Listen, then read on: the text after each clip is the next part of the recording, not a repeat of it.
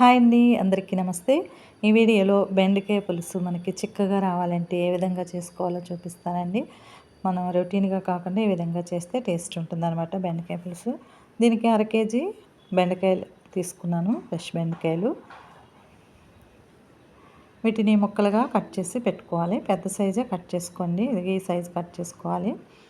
దీనికోసం 2 ఉల్లిపాయలు, 2 టమాటాలని ముక్కలుగా కట్ చేసి పెట్టుకున్నాను. తర్వాత కడాయి పెట్టుకొని స్టవ్ వెలిగించుకుని కర్రీకి సరిపడా ఆయిల్ వేసుకోండి. 2 స్పూన్లు అయితే వేసాను. తర్వాత ఆనియన్స్ని వేసుకుని ఫ్రై చేసుకోవాలి.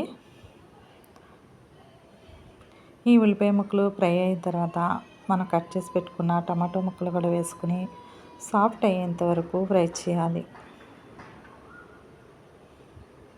ఈ టమాటా ఉల్లిపాయ ఫ్రై అయ్యి అనుకున్నప్పుడు మనం కట్ చేసి పెట్టుకున్న బెండకాయ ముక్కల్ని అందులో వేసేయాలి.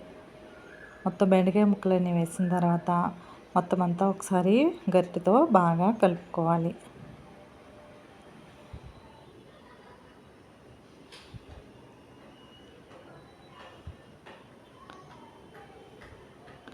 లాస్ట్లో శనగపిండి కానీ వరిపిండి కానీ వేసుకుంటే మనకి బెండకాయ పులుసు అనేది చాలా చిక్కగా ఉంటుందండి. టేస్ట్ కూడా బాగుంటుంది అన్నమాట. మూత పెట్టేసుకొని లో ఫ్లేమ్ పెట్టుకోండి. బెండకాయలు మగ్గుతూ ఉంటాయి. మధ్య మధ్యలో ఈ విధంగా కలుపుతూ ఉండాలి. కరివేపాకు కూడా వేసుకోవాలి. లో ఫ్లేమే పెట్టుకోండి, లేత మాడిపోద్ది. అలాగే తగినంత సాల్ట్ కూడా వేసేసుకోండి. మనకి అడుగు పట్టకుండా ఉంటుంది అనమాట సాల్ట్ వేస్తే. త్వరగా మగ్గుతాయి కూడాను బెండకాయలు. ఇదిగోండి, నేను దీనికి 2 స్పూన్లు శనగపిండి అయితే తీసుకుంటున్నాను. ఇవి శనగపిండిని వండలు లేకుండా ఒకసారి బాగా కలిపేసుకుని వాటర్ పోసుకోండి. వాటర్ పోసుకున్న తర్వాత బాగా కలుపుకోవాలి. వండలు అనేవి లేకుండా, లంప్స్ లేకుండా చూసుకోవాలి. ఇలా కలిపి పక్కన పెట్టుకోండి. అది ఎప్పుడు వేయాలో చెప్తాను. తర్వాత మళ్ళీ బెండకాయలో పసుపు వేసుకోండి. పసుపు వేసి ఒకసారి బాగా కలుపుకొని మళ్ళీ మూత పెట్టుకోండి. తర్వాత దీనికి కొంచెం చింతపండు నానబెట్టుకోండి. ఎక్కువ వద్దు, బాగా తక్కువ నానబెట్టుకోవాలి. రసం తీసేసి పక్కన పెట్టుకోండి.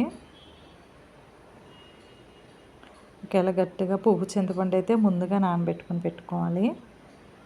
ఎందుకంటే చూడండి, మనకి ఆయిల్ సెపరేట్ అవుతుందంటే బెండకాయ మగ్గినట్టే.